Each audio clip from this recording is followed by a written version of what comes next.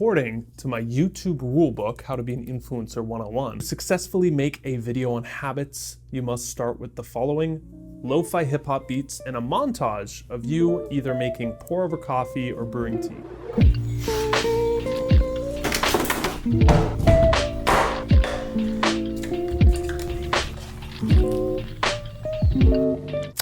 Why did I even make this? Green tea like wrecks my stomach, but I like the pain. The very first habit isn't something I started, rather something I stopped doing. Quit drinking. Fun fact, you know the root word etymology of alcohol is actually alcohol. It comes from Arabic, I believe, and it means body-eating spirit. That tequila spirit is one wild motherfucker. And don't worry, this habit I'm not preaching at you. You need to quit, you need to stop right now. Although if you feel called to, hopefully sharing my story might inspire you to. In my 20s, I was the guy who was pretty much down to party. I would describe my relationship with alcohol as normal by society standards. Every day I loved doing two things: getting wired pretty much all day with caffeine, and then getting tired in the evening coming down with booze. Alcohol became sort of a off switch for me at the end of the day. 1 or 2 drinks would turn into 3 or 4 pretty much every single night. Given they were Michelob Ultras mostly, which means they probably count as like 1 beer. Hey, gotta watch the carbs for beach season. What really freaked me out is I started developing cravings for alcohol. 5 p.m., it's the end of the day. I noticed myself get a little excited because it was almost time for beer o'clock. So I could see the slippery slope. I knew it was time for a change. So I gave myself a challenge. 30 days no drink, which led me to 60 days, which led me to 90 days. And now I'm over 180 days without a sip of alcohol, which is why I feel comfortable speaking about the power of eliminating it and what it can do for your life. There was a couple major things I noticed. The first being my sleep just went through the roof. I used to think that drinking really slowed you down and gave you this fog, but now I realize a lot of that fog comes from it messing with your sleep. The second was my mental sharpness came back. I was reading that it takes up to 90 days for your brain chemistry after you stop drinking to return to normal. The crazy part about that is that's not just heavy drinkers, that's anyone. I noticed myself being able to formulate better thoughts, speaking better, sort of like I had the college version of myself back. It was really cool. And the last was my confidence. Everyone thinks about hacking confidence, and if I can just do these things, I'll be a confident person, or if I tell myself I'm confident, or do some breath work, I'll be confident. What I noticed is that confidence comes from integrity. Integrity with your higher self and your higher values. Think of it like this: there's a gap between who you are right now and who you're capable of being, your ideal self, your 2.0.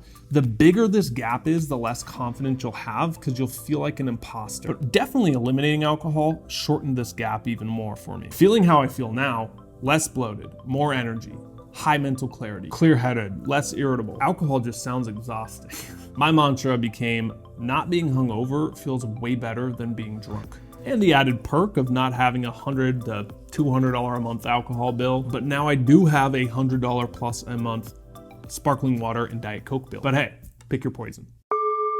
Keeping a journal. This has hands down been the #1 tool I've used to change my life. Like if I had to choose one of these on this list, it would hands down be keeping a journal. We do things a little differently. Most people, when they think of journaling, they have the Dear Diary myth in their head, where you're sitting down and you take out your journal and you write about what happened in your day, really long form paragraphs, things like that. Now, if that works for you, great, keep doing it. Didn't work for me. About a decade ago, I came up with something I call 6-in-1 journaling. I noticed that I had multiple interests, multiple topics.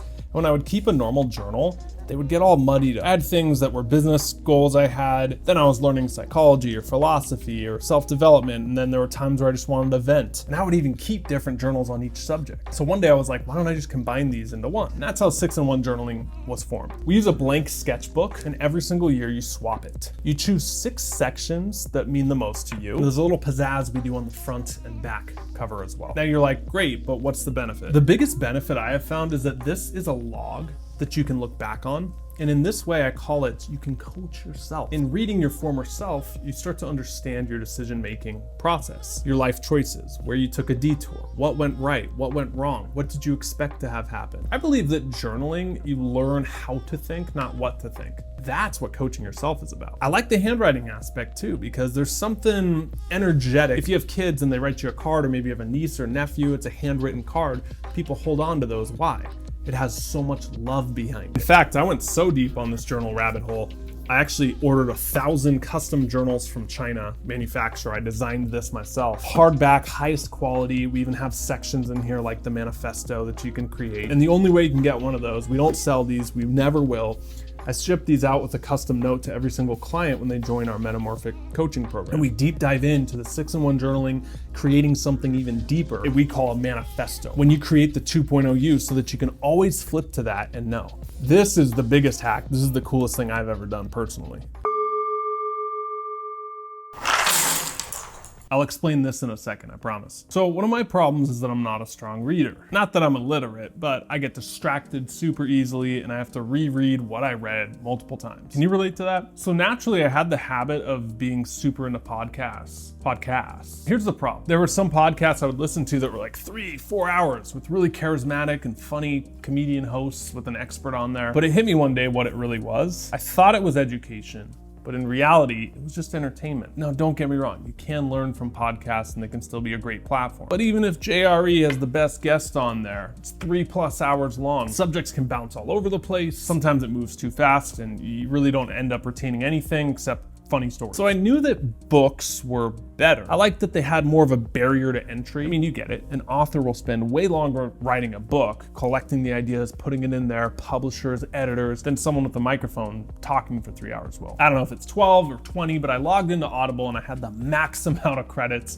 It's like, use them or lose them, buddy. So I developed the habit of whenever I would normally listen to podcasts as entertainment, I switched it. Very simple. Listening to audiobooks with Audible. But I found a couple hacks that work even better. I'll give them to you. I mean, just sitting there listening to a book like this, I don't know about you, but I gotta be moving. I gotta be doing something. The first hack is I'll listen to an audiobook while doing a puzzle. My friends will sometimes make fun of me because they come over and like, whose grandma's visiting? Who's doing the puzzle? Yeah, whose grandma is visiting? I love puzzles. I'm obsessed with them. In fact, I have a bag that needs to go to storage of all these puzzles. My girlfriend's like, Clark, get your puzzles out of the house. They take up too much space. But what I found is listening to the audiobook and doing something visual and kinesthetic where you're like using movement helps me retain the information long. Another hack I'll do, I'll play Fortnite and listen to an audiobook. I listened to Steve Jobs' audiobook and got super inspired while I was playing Fortnite. And I'm putting this in here because I think there's a stigma in the self-improvement space that like, if you're not doing something that's like bettering yourself 100% at all times,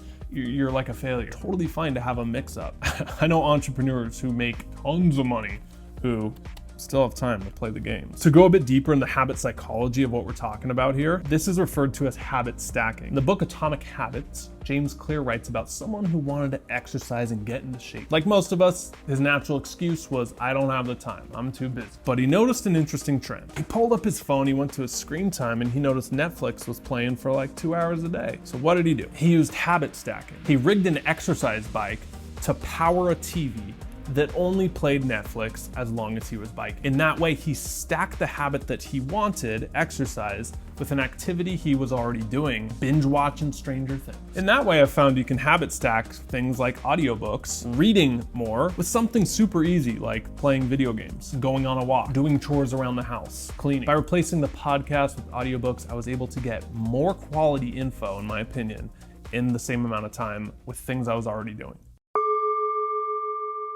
There's a saying, what gets measured gets managed. Now I'm at my computer because the last habit that I do is looking at metrics daily. Not just any most people look at things daily, it's just the wrong things. They look at how many social media followers they got in a day, how many bills they have outstanding, and maybe what the latest headline is for the news. Problem with that is it puts you in a state of reactivity where you're reacting to things instead of creating them. What gets measured gets managed. There was a speaker at one of the events I went to saying, if someone wants to become a millionaire, the best thing you can do is look at your net worth every single day, no matter what. You should know 7 days a week what your net worth is if that's your goal to become a millionaire or financially free. I don't know about you, but me of 10 years ago dreaded looking at his bank account. I was like, I do not want to look at that. I thought ignorance was bliss. If I don't see it, it doesn't exist. I can still dream and I'll stay in the dream, but reality is very different. This goes beyond just money though. It's what's most important to you. Not everything can be quantified, I'm aware of that. But a lot of things in life can, and you can track them. Maybe your health and energy is most important to you. Great, we'll get something to track it, whether that's an Apple Watch stat that you look at every day. How did I sleep? Maybe it's an Oura ring like I got right here. This is awesome. Maybe it's your weight, if you're trying to lose weight, gain weight. Maybe it is money. Maybe it is financial. You're trying to get out of debt, or you're trying to earn and increase your net worth. Sign up for softwares like mint.com. That's the one I do. That's the net worth tracker. It pools all your accounts and you can see a number in one clear spreadsheet. When I was growing this YouTube channel to over 1 million subscribers, my most important metric, and I actually did this analog, I wrote down in the back of a journal when I was getting my first 10,000 or 100,000 subscribers, 1,000, 2,000, 3,000, all the way to 10. Now to write down the date that I achieved that milestone. Same thing up to 100, 10, 20, 30, 40, all the way up to 100. Now, why do you do this? Why do you look at certain numbers and metrics every single day? You're tapping into the power of your subconscious mind. Most of your thoughts are subconscious. Most of what you do on a day is habitual, which is essentially a subconscious program. Habit. This is how you put your subconscious mind to work. Because it's fresh in your mind, subconsciously your entire decisions are based around that one goal. But I want to push you, whatever is most important, visit that every single day. Looking at numbers every day, looking at metrics every day, prime your subconscious mind, because what you measure gets managed. And where focus goes, your energy will flow. Those are the 4 habits that actually changed my life. Hope you got 1 or 2 of those that you can walk away with. Congrats on making it to the end of this video. I'll see you in the next one. Stop settling, start living. See ya.